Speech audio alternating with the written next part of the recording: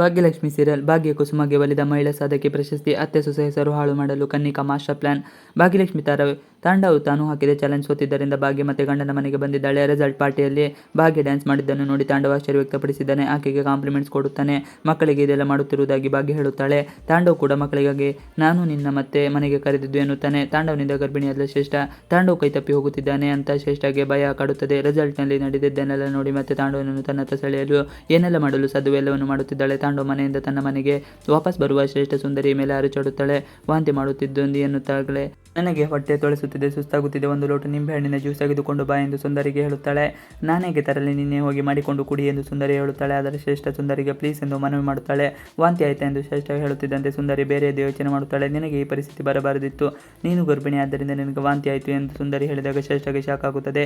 ಇತ್ತ ಭಾಗ್ಯ ಹಾಗೂ ಕುಸುಮ ಇಬ್ಬರನ್ನು ಮಹಿಳಾ ಸಮಾಜದವರು ಅಂತಾರಾಷ್ಟ್ರೀಯ ಮಹಿಳಾ ದಿನಾಚರಣೆ ಕಾರ್ಯಕ್ರಮದಲ್ಲಿ ಆಹ್ವಾನಿಸಿರುತ್ತಾರೆ. ಭಾಗ್ಯ ವೇದಿಕೆ ಮೇಲೆ ಡ್ಯಾನ್ಸ್ ಮಾಡಲು ಭರತನಾಟ್ಯ ವಸ್ತ್ರಗಳನ್ನು ತರುತ್ತಾಳೆ.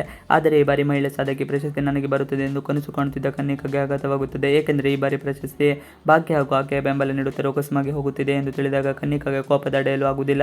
ಏನಾದರೂ ಮಾಡಿ ಇಬ್ಬರ ಹೆಸರನ್ನು ಹಾಳು ಮಾಡಬೇಕೆಂದು ಪ್ಲಾನ್ ಮಾಡುತ್ತಿದ್ದಾಳೆ. ಕುಸುಮ ಭಾಗ್ಯ ಹೆಸರು ಹಾಳು ಮಾಡಲು ಕನ್ನಿಕಾ ಪ್ಲಾನ್. ಮಹಿಳಾ ಸಮಾಜದ ಮುಖ್ಯಸ್ಥರು ಭೇಟಿ ಮಾಡುವ ಕನ್ನಿಕಾ ಈ ಬಾರಿಯ ಪ್ರಶಸ್ತಿ ಭಾಗ್ಯ ಕುಸುಮಗೆ ಕೊಡುತ್ತೀರಾ, ಯಾವ ಆಧಾರದ ಮೇಲೆ ಕೊಡುತ್ತೀರಾ ಎಂದು ಪ್ರಶ್ನಿಸುತ್ತಾಳೆ. ಇಬ್ಬರು ಮಕ್ಕಳಾದ ನಂತರ ಭಾಗ್ಯ ಓದಲು ಉತ್ಸಾಹ ತೋರುತ್ತಿದ್ದಾರೆ. ಆಕೆ ಅವಳ ಮತ್ತೆ ಪ್ರೋತ್ಸಾಹ ನೀಡುತ್ತಿರುವ ಕಾರಣ ಇಬ್ಬರಿಗೆ ಈ ಬಾರಿ ಪ್ರಶಸ್ತಿ ನೀಡುತ್ತಿದ್ದೇವೆ ಎಂದು ಹೇಳುತ್ತಾರೆ. ಭಾಗ್ಯ ನಿಮ್ಮ ಶಾಲೆಯಲ್ಲಿ ಓದುತ್ತಿರುವುದರಿಂದ ಅವರಿಬ್ಬರನ್ನು ನೀವು ಪರಿಚಯ ಮಾಡಿಕೊಡಬೇಕು ಎಂದು ಹೇಳುತ್ತಾರೆ. ತನ್ನ ಬದಲು ಪ್ರಶಸ್ತಿ ಭಾಗ್ಯ ಪಾಲಾಗುತ್ತಿರುವುದು ಕನ್ನಿಕಾಗೆ ಸಹಿಸಿಕೊಳ್ಳಲು ಆಗುವುದಿಲ್ಲ. ಆದ್ದರಿಂದ ಹೇಗಾದರೂ ಮಾಡಿ ಕುಸುಮ ಭಾಗ್ಯ ಹೆಸರು ಕಡಿಸಬೇಕು ಎಂದು ಕನ್ನಿಕಾ ಪ್ಲಾನ್ ಮಾಡುತ್ತಿರುತ್ತಾಳೆ. ಇವಿಷ್ಟು ಇವತ್ತಿನ ವಿಡಿಯೋ. ಈ ವಿಡಿಯೋ ಇಷ್ಟ ಆದರೆ please like, share and subscribe ಮಾಡಿ. Thanks for watching video.